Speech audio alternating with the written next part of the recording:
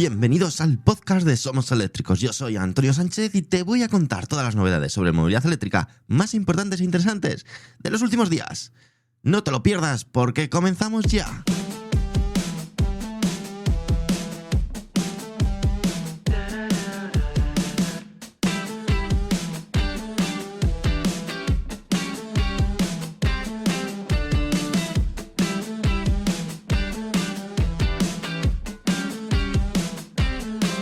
Muy buenas y bienvenidos una semana más al podcast de Somos Eléctricos. Como siempre vamos a repasar algunas de las noticias más interesantes que nos ha dejado la movilidad eléctrica durante los últimos días, pero intentando ir un poquito más allá del titular y entender qué hay realmente detrás de cada historia.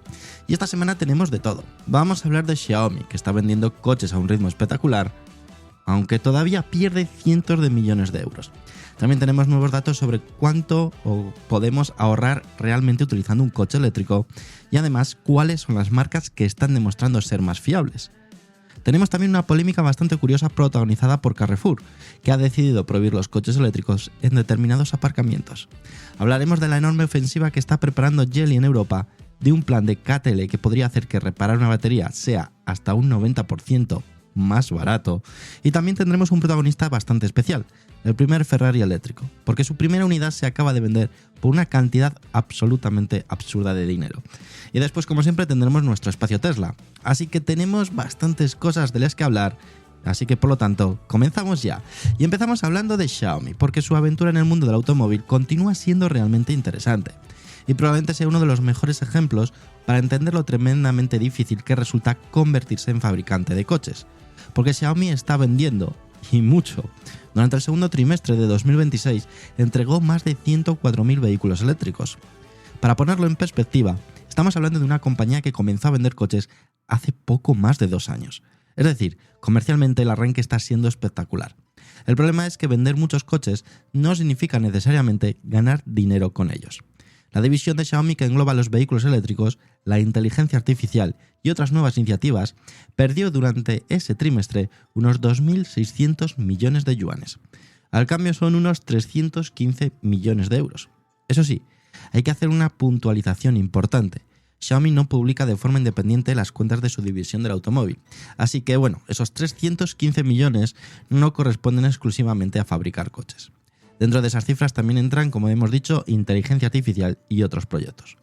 Aún así queda bastante claro que Xiaomi sigue gastando muchísimo dinero para levantar toda esta nueva era de negocio. Lo curioso es que los ingresos siguen creciendo.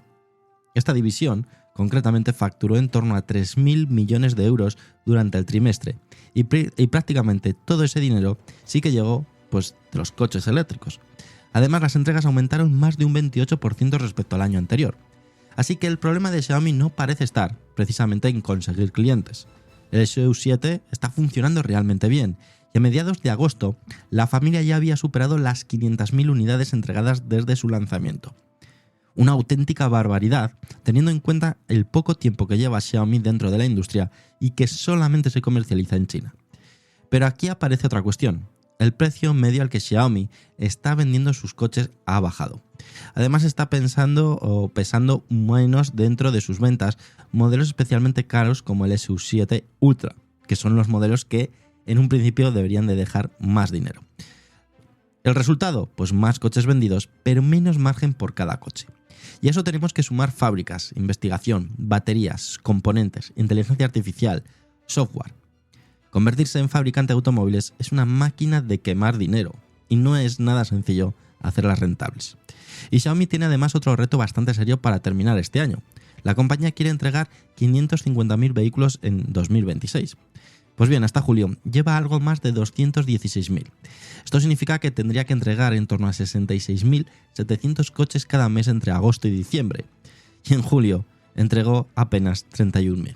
Es decir, tendría prácticamente que duplicar su ritmo de un mes para otro y mantenerlo hasta final de año. Y esto parece en un principio complicado. Por eso creo que con Xiaomi hay dos historias completamente diferentes ocurriendo al mismo tiempo. La primera es un éxito, conseguir que cientos de miles de personas quieran comprarte un coche cuando prácticamente acabas de llegar al sector tiene muchísimo mérito. Y la segunda es mucho más difícil, conseguir ganar dinero fabricándolo. Xiaomi parece haber superado claramente el primer examen. Ahora tiene que demostrar que puede superar el segundo.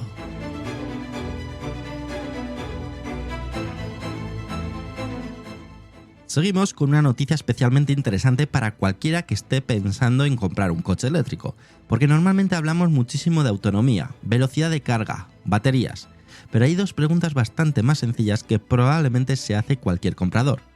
¿Me va a dar problemas? ¿Y realmente voy a ahorrar dinero? Pues bien, tenemos nuevos datos para responder con más certeza a estas dos preguntas.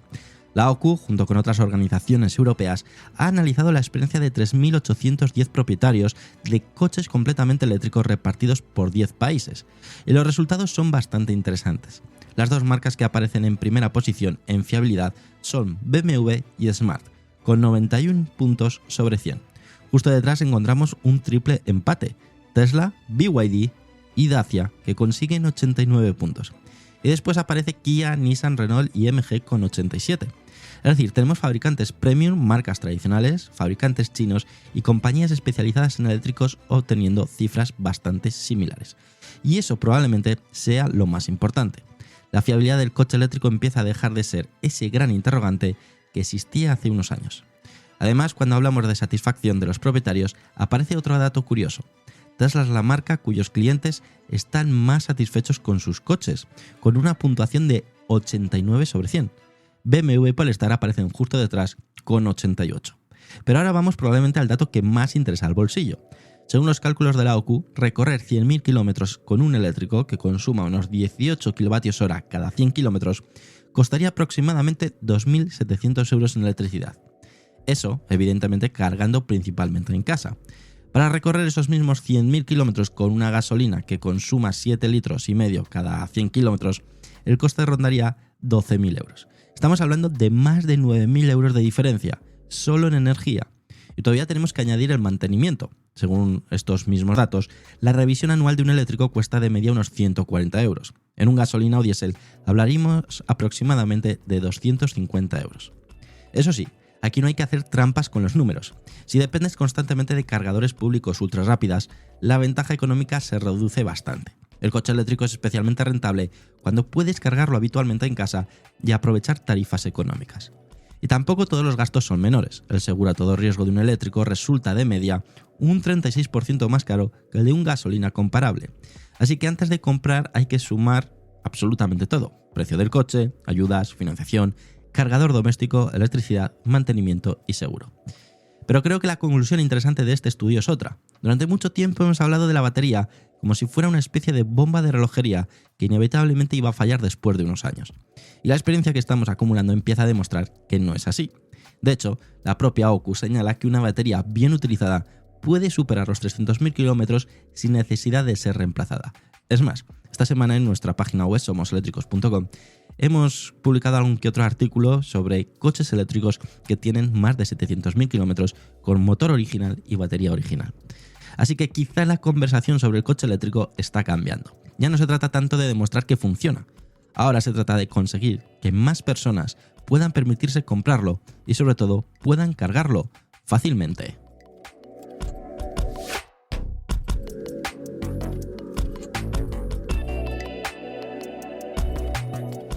Y ahora vamos con una noticia bastante curiosa y a su vez preocupante.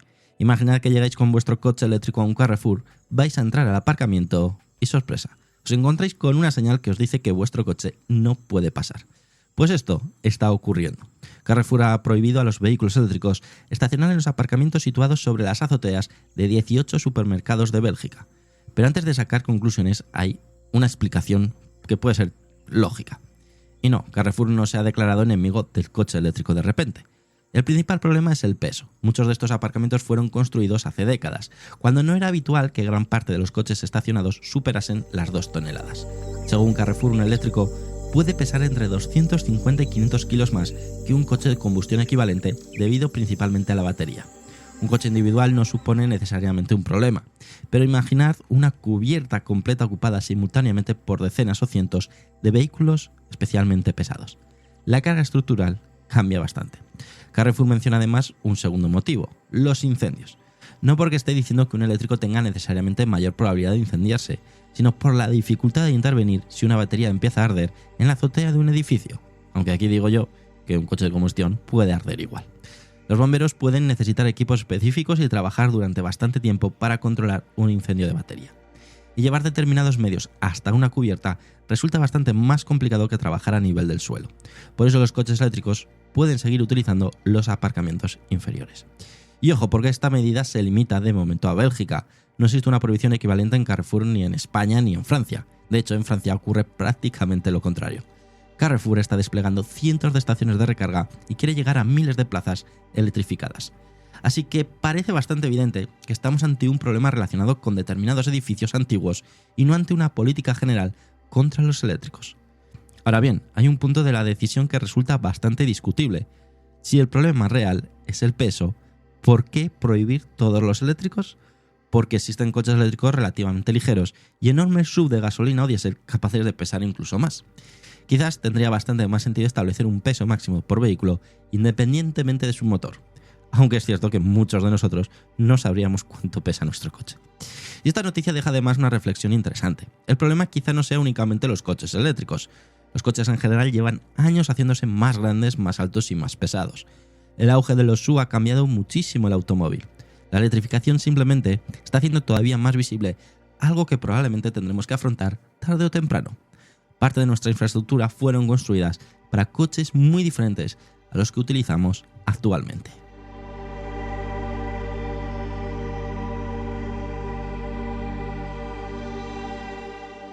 Vamos ahora con Geely, porque mientras en Europa seguimos hablando muchísimo de cómo frenar la llegada de los fabricantes chinos, Geely parece estar respondiendo de una forma bastante sencilla, fabricando directamente aquí.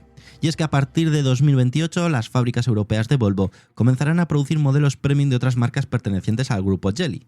Y aunque todavía no tenemos confirmación sobre qué coches serán exactamente, hay dos nombres que aparecen inmediatamente sobre la mesa: Zeekr y Lynk & Co. Y tiene bastante sentido. Geely controla un enorme ecosistema de fabricantes. Tenemos a Volvo, Polestar, Zeekr, Lynk & Co. Así que en lugar de construir desde cero una fábrica nueva para cada marca, puede aprovechar instalaciones, proveedores, trabajadores y conocimiento industrial que ya existen dentro del grupo. Volvo dispone actualmente de fábricas en Torslanda, Suecia y Gante, en Bélgica. Y además está construyendo una nueva planta en Košice, Eslovaquia. Esta última tendrá capacidad para producir hasta 250.000 vehículos al año y estará dedicada completamente a coches eléctricos. Pero aquí aparece además España, porque Geely también ha alcanzado un acuerdo con Ford alrededor de la planta de Almusafes, en Valencia. El proyecto contempla producir allí 2 subeléctricos de Geely a partir de 2028. Así que tenemos una estrategia bastante clara. En lugar de llegar a Europa únicamente con barcos llenos de coches fabricados en China, Geely quiere tener una huella industrial cada vez mayor dentro del continente. Y eso puede ser importante por varias razones. La primera, evidentemente, son los aranceles y las barreras comerciales. Fabricar dentro de Europa elimina muchos problemas. Pero también hay otra cuestión más difícil de medir, la percepción del consumidor. Porque no es exactamente lo mismo decir que un Zeekr llega importado desde China que explicar que ha salido de una fábrica europea de Volvo, aunque el propietario final de ambas marcas pues sea el mismo grupo. Geely tiene además objetivos enormes. Quiere que aproximadamente 2/3 partes de sus ventas terminen procediendo de fuera de China y aspira a alcanzar alrededor de 600.000 vehículos anuales en Europa en los próximos años. Por eso creo que lo interesante de esta noticia no es solamente dónde se va a fabricar un determinado modelo. Es que estamos viendo cómo los fabricantes chinos empiezan a convertirse también en fabricantes europeos. Y probablemente durante los próximos años veremos mucho más de esto. Menos separación entre industria china e industria europea, y muchas más alianzas, fábricas compartidas y marcas mezcladas dentro de enormes grupos internacionales.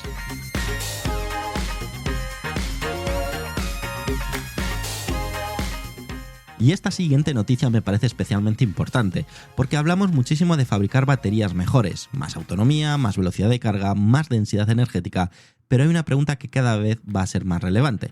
¿Qué hacemos cuando esas baterías tienen 10 o 15 años y algo falla? Pues bien, CATL quiere tener la respuesta. El mayor fabricante mundial de baterías está desarrollando una red internacional de centros especializados en diagnóstico y reparación. Su objetivo es disponer de centros operados directamente por la compañía en 100 ciudades antes de que termine este año. Y la filosofía es bastante sencilla. Si falla una pequeña parte de una batería, no tiene sentido cambiar la batería completa. Parece evidente, pero durante años ha habido vehículos en los que una avería relativamente localizada podía terminar provocando la sustitución de todo el paquete. Y cuando hablamos de una batería que puede costar miles o incluso decenas de miles de euros, la factura puede convertir un coche perfectamente válido en prácticamente un siniestro económico.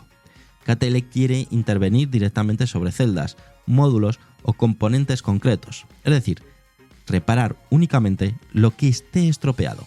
La compañía pone como ejemplo una reparación que podría pasar de unos 100.000 yuanes a solo unos 10.000. Estamos hablando de reducir el coste hasta 10 veces, o dicho de otra manera, un ahorro cercano al 90%. Evidentemente esto no significa que todas las reparaciones de baterías vayan a costar un 90% menos. Dependerá completamente del vehículo y de la avería, pero la idea es bastante importante. Además, KTL quiere automatizar buena parte de estos procesos. Los nuevos centros tendrán sistemas robotizados y el objetivo es poder completar determinadas reparaciones en solo 72 horas o menos. Incluso están desarrollando vehículos de asistencia capaces de desplazarse hasta el propio coche y realizar el diagnóstico y determinadas intervenciones. Y esto tiene muchísimo sentido cuando pensamos en taxis, furgonetas o flotas profesionales, porque para una empresa no solo importa cuánto cuesta reparar un vehículo, también importa cuántos días permanece parado. Pero donde quizá pueda tener un efecto enorme es en el mercado de segunda mano, porque es una de las preguntas más habituales cuando alguien mira un eléctrico usado es ¿y si dentro de 2 años se rompe la batería? Si empiezan a existir redes capaces de comprobar como estas de KTL con precisión el estado del acumulador y reparar solamente las partes dañadas, ese miedo puede reducirse muchísimo. Y creo que aquí está una de las siguientes grandes fases del coche eléctrico. La primera era conseguir baterías que funcionasen bien. La segunda, conseguir que cargasen rápido y ofreciesen mucha autonomía. Y la tercera será conseguir que puedan mantenerse, diagnosticarse y repararse durante muchos años sin que cualquier pequeño problema suponga cambiar un paquete completo. Porque si queremos coches que duren 15 o 20 años, también necesitamos baterías reparables.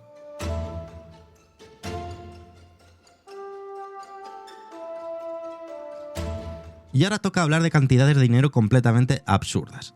El Ferrari Luce, el primer coche completamente eléctrico de la historia de Ferrari, ya tiene un récord. Y ni siquiera hablamos de velocidad. Su primera unidad se acaba de vender en una subasta por 40 millones de dólares. Al cambio, son unos 34 millones y medio de euros. Sí, casi 35 millones por un coche. Y lo más divertido es comparar esta cifra con la estimación inicial.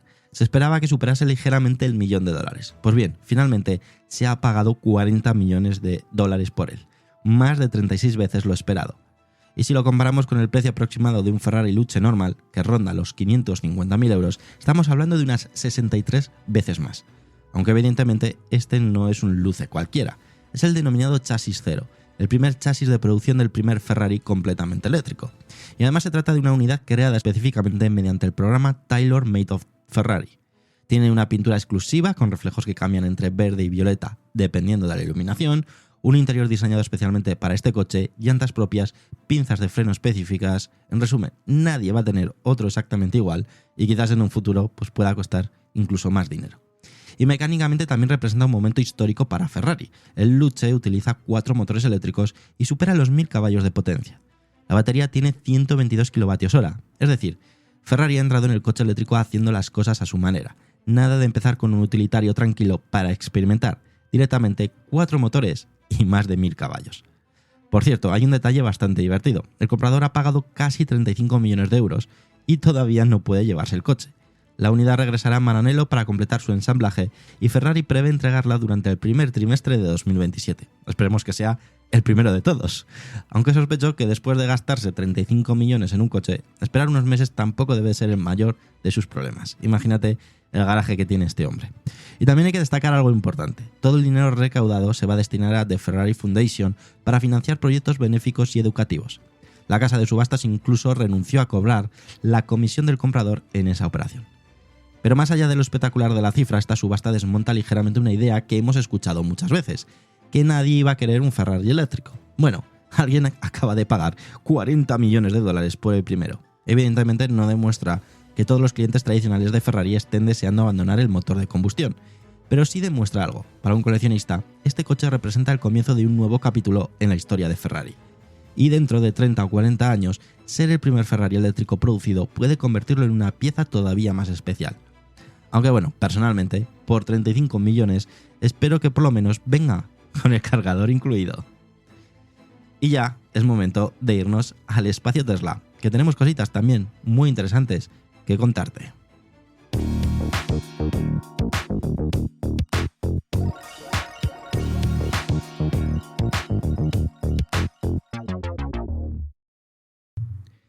Y llegamos ahora a nuestro habitual espacio Tesla. Y atención porque septiembre se presenta bastante movido para la compañía. Tenemos novedades importantes sobre el Cybercab, novedades sobre Tesla Semi en Europa y también toca despedirse de uno de esos productos que hace 10 años parecían destinados a cambiar completamente el mundo. Vamos primero con la Cybercab. Ya tenemos fecha de presentación. Tesla celebrará el próximo 3 de septiembre de 2026 en Austin el evento de lanzamiento del Cybercab. Y probablemente sea uno de los eventos más importantes que ha organizado Tesla durante los últimos años. Porque aquí la compañía no tiene simplemente que presentar otro coche, tiene que demostrar que su apuesta por la conducción autónoma está preparada para convertirse realmente en un negocio. Tesla ya ha comenzado a enviar invitaciones para el evento, y hay algunas condiciones curiosas. Cada invitado puede llevar únicamente a un acompañante. Ese acompañante además no puede ser creador de contenido. No podrán entrar menores de 21 años y será obligatorio presentar identificación. Y tanto el invitado como su acompañante tendrán que registrarse juntos. Tesla, desde luego, parece querer tener bastante controlado quién entra. Pero evidentemente lo importante no son las invitaciones, lo importante y el protagonista es el Cybercab. Estamos hablando de un vehículo desarrollado desde cero para funcionar como robotaxi. Tiene solamente 2 plazas, no tiene volante y tampoco tiene pedales. Así que aquí ya no existe la posibilidad de decir, bueno, si el sistema autónomo falla, cojo yo el control. No. El concepto entero depende de que la conducción autónoma funcione. Tesla ya opera su servicio de robotaxi en Austin, pero utilizando principalmente el Model Y modificado. Pero el Cybercab es diferente. Es el vehículo que debería permitir llevar ese modelo de negocio a gran escala. Y precisamente por eso el evento del 3 de septiembre puede ser mucho más importante que volver a ver el coche encima de un escenario. La pregunta es, ¿qué será capaz de hacer realmente? Personalmente no esperaría que al día siguiente aparezcan miles de Cybercab circulando libremente por Estados Unidos. Lo más lógico será un despliegue gradual, primero determinadas zonas, después más vehículos, más kilómetros, más datos y progresivamente irá ampliando el servicio. Pero si Tesla consigue demostrar que puede operar una flota creciente de vehículos sin volante ni pedales de forma segura, entonces sí estaremos hablando de algo realmente importante. Porque Tesla lleva años diciendo que la conducción autónoma cambiará completamente la compañía. Pues bien, el Cybercab es el momento en el que esa promesa empieza a tener que convertirse en algo tangible. Así que apuntad la fecha, 3 de septiembre, porque ahí veremos si estamos ante otra presentación espectacular o ante el comienzo real de una nueva etapa para Tesla. Y de un proyecto que intenta comenzar, pasamos a otro que parece haber llegado definitivamente a su final. Tesla ha abandonado el Solar Roof. Las famosas tejas solares que Elon Musk presentó en 2016 desaparecen después de casi 10 años, intentando convertirse en un producto de masas. Y, por desgracia, nunca lo han conseguido. La idea es fantástica. En lugar de instalar paneles solares encima de un tejado tradicional, el propio tejado es el que estaría compuesto por tejas capaces de producir electricidad. Visualmente era mucho más atractivo y sobre el papel, Tesla llegó incluso a defender que podía resultar más económico que instalar un tejado nuevo y después añadir paneles convencionales. El problema llegó cuando hubo que hacerlo realidad, porque cada casa es diferente, cada tejado tiene una forma distinta, distintas pendientes, chimeneas, ventanas, esquinas. Pues bien, instalar el Solar Roof terminó convirtiéndose prácticamente en una obra personalizada para cada cliente. Y eso significa una cosa: tiempo, complejidad y mucho dinero. Elon Musk llegó a hablar de alcanzar 1000 instalaciones por semana. La realidad fue muy diferente. Según los datos recopilados por Wood Mackenzie, durante 2022 Tesla instaló una media de apenas 21 sistemas por semana. De 1000 a 21. Creo que pocas cifras explican mejor lo lejos que quedó el proyecto de sus objetivos originales. También hubo problemas importantes con los precios. En algunos casos, Tesla llegó a aumentar considerablemente presupuestos que los clientes ya habían contratado. Uno de los casos terminó pasando de unos $72.000 a $146.000. Aquello derivó incluso a una demanda colectiva, y progresivamente Tesla fue dejando el producto cada vez más en segundo plano. Ahora el Solar Roof ha desaparecido de la oferta y la compañía parece querer concentrarse en soluciones mucho más sencillas: paneles solares convencionales, Powerwall para almacenar energía en viviendas y Megapack para almacenamiento energético a gran escala. Es decir, Tesla no abandona el negocio energético, abandona una solución que resultaba demasiado compleja para escalar. Y creo que el Solar Roof es una historia bastante interesante de Tesla porque representa perfectamente algo que ocurre mucho con las grandes ideas tecnológicas. Una idea puede ser espectacular, puede quedar increíble durante una presentación, puede parecer claramente mejor que lo que existe actualmente, pero después hay que fabricarla, transportarla, instalarla, mantenerla y ganar dinero haciéndolo. Y esa última parte es muchas veces muchísimo más difícil que crear el concepto. El Solar Roof quería reinventar el tejado. Al final, probablemente descubriremos que colocar buenos paneles encima del tejado tradicional es bastante más sencillo, al menos por ahora. Y terminamos nuestro espacio Tesla hablando de algo que llevamos muchísimo tiempo esperando. El Tesla Semi está cada vez más cerca de Europa. Tesla ha confirmado que aprovechará la IAA Transportation de Hannover para presentar las especificaciones de la versión europea de su camión eléctrico. El evento se va a celebrar del 15 al 20 de septiembre de 2026, con el día 14 reservado para prensa. Y esta vez parece que Tesla no va simplemente a enseñar el camión, va a explicar cómo piensa venderlo aquí, en Europa. El Semi ya estuvo en Hannover en 2024, pero para entonces tenía lo único que ser un escaparate. Tesla mostró el vehículo, pero ofreció pocos detalles concretos sobre su comercialización europea. 2 años después, la situación es distinta. Tesla ya ha iniciado la producción en serie del Semi en unas nuevas instalaciones próximas a su Gigafactory de Nevada. Cuando esa fábrica esté completamente escalada, está diseñada para alcanzar aproximadamente 50.000 camiones al año. Así que ahora sí existe una capacidad industrial detrás del proyecto. La gran pregunta será cómo cambia el Semi para Europa, porque las normas europeas relacionadas con dimensiones, masas y configuración de los camiones son diferentes a las estadounidenses.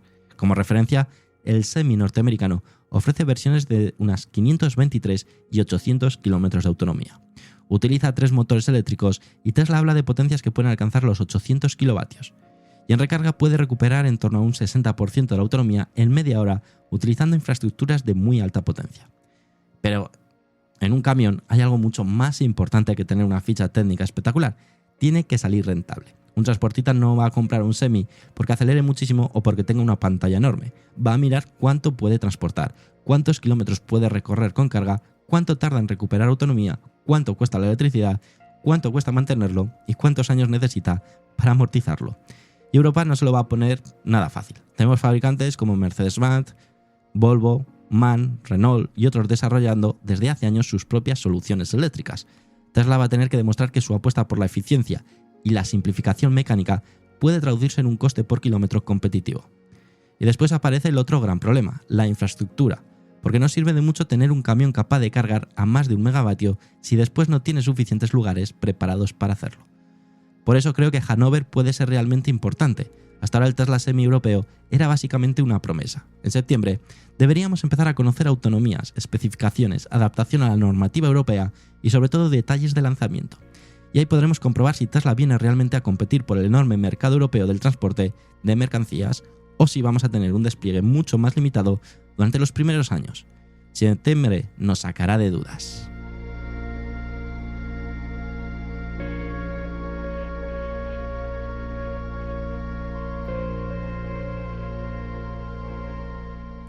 Y vamos ya con esta parte que tanto me gusta, que es compartir las opiniones vuestras con toda nuestra audiencia. Así que, como siempre hacemos, primero vamos con los comentarios de audio, que tenemos tanto los de Terere Verde como Antonio. Vamos a escuchar con muchísima atención a Antonio y después a Terere Verde. Muy atento. Si un coche eléctrico en China cuesta 10.000, 20.000 o 30.000 euros, después de la conversión de los yuanes, ¿cuál es el precio que tenemos que pagar en España? ¿Y por qué? Un coche 100% eléctrico fabricado en China e importado a España en 2026, el precio que tenemos que pagar por el mismo coche es mucho más alto que el precio que tiene que pagar un ciudadano chino. La razón principal es que, además del 10% de arancel normal de la Unión Europea, determinados eléctricos fabricados en China soportan un arancel compensatorio adicional, que depende del fabricante. Por ejemplo, la Unión Europea estableció un 17% para BYD, un 18,8% para Geely y un 35,3% para el grupo SAIC, donde sabéis que tiene un popular coche en España que es el MG. Además, en España se paga el 21% de IVA sobre la base de importación y el valor aduanero del vehículo, donde incluye en general el precio de factura más transporte y seguro hasta el punto correspondiente. Pongamos como ejemplo un eléctrico chino de BYD. Si suponemos que el precio de 10.000, 20.000 o 30.000 euros ya es el valor CIF, es decir, coche en China más transporte más seguro, podemos hacer este cálculo aproximado. El precio en China de 10.000 euros son 1.000 euros por el arancel del 10%, más 1.700 euros del arancel compensatorio y un 21% que representa 2.667 euros. En definitiva, los 10.000 euros se nos han convertido en 15.367 euros, un 50% más. De los 20.000 euros serían del 10% de arancel 2.000 euros, del compensatorio 3.400 y del IVA 5.334. Es decir, se convertiría en 30.734. Y si hablásemos de 30.000 euros, serían 3.000 euros del arancel de 10, del compensatorio 5.100 y del IVA 8.000 euros. En concreto, 16.000 euros más, es decir, 46.101 euros. Y todavía pueden quedar gastos de homologación, gestoría, matriculación, transporte interno, puerto, etc. Pero hay una cuestión muy importante a tener en cuenta, y es que no todos los eléctricos chinos pagan el mismo porcentaje. Depende del fabricante. Por eso, para un coche de 30.000 euros, para BYD y Geely aproximadamente se quedaría en 46.100 y 46.750 euros respectivamente, además de añadir los gastos de homologación, gestoría, matriculación, etc. Y en el caso de SAIC con MG, los 30.000 euros se convierten en la friolera cifra de 52.740 euros aproximadamente, es decir, 22.000 euros más. Desde hoy mismo voy a empezar a ahorrar para poder pagar los impuestos y aranceles que no aportan ningún valor añadido al coche. Seguid disfrutando de los cálidos días de agosto.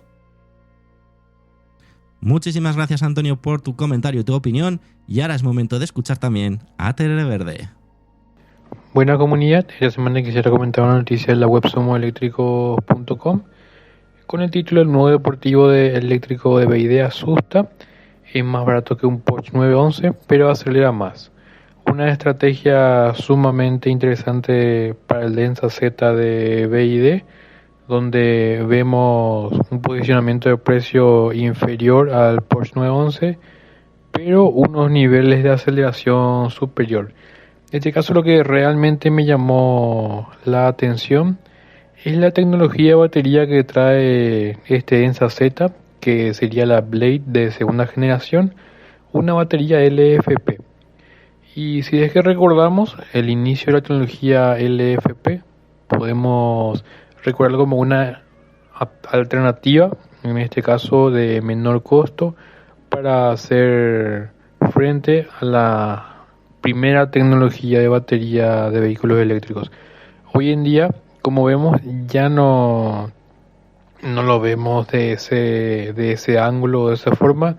Ya es utilizado en vehículos deportivos con rendimientos sumamente superiores en cuanto a capacidad energética y también a capacidad de carga rápida. Es utilizado en el Denza Z, que es una línea premium deportiva de BYD, y es muy interesante ver este crecimiento de tecnología para las baterías de litio ferrofosfato. Muchas noticias por la web somoseléctricos.com. La invitación es siempre a que pasen una vuelta por allí. Les manda un saludo de Paraguay, Televerde. Muchísimas gracias, Televerde, como siempre, también por tu aportación. Os animo a los resto que podáis participar también y enviarnos vuestros audios a podcast@somoseléctricos.com. Y ahora vamos con los comentarios de texto que habéis dejado también en iVoox, como ha sido Antonio, que nos dice: ingeniosa la propuesta de KTL de integrar en una batería lo mejor de las LFP y NCM. María Pilar Alonso Lozano también nos dice: de Tesla sigue siendo un innovador cultural hasta en las funcionalidades que podemos considerar secundarias. Y Antonio García nos dice: Europa no termina de despegar en la nueva era eléctrica, a pesar de que en el caso del Taycan de Porsche es un excelente coche eléctrico.